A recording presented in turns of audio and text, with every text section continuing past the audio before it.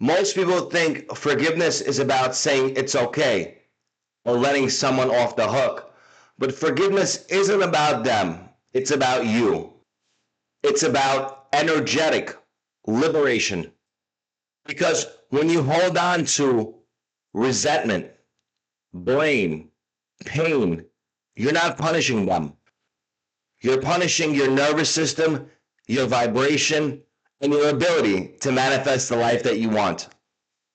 Research from the HeartMath Institute shows us that emotions like anger, frustration, and resentment create incoherence in the heart's magnetic field, disrupting the ability of the brain to process clearly and keeping you stuck in survival mode.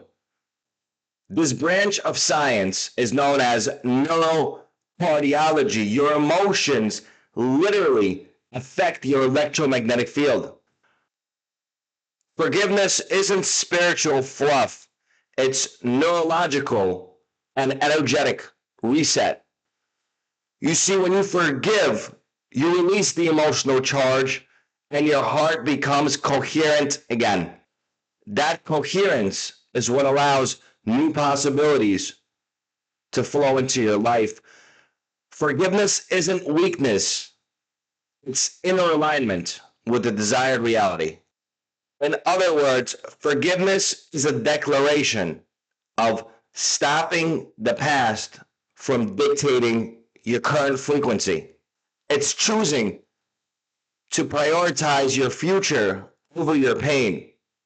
You don't have to forget, but you do have to let go if you want to rise. Because here's the key: the universe doesn't respond to your past, it responds to your current vibration. And forgiveness might be the exact shift your field needs to start moving everything you desire into place, because your life is a reflection of your inner state of being, thoughts, emotions, beliefs. I'll see you in the next video.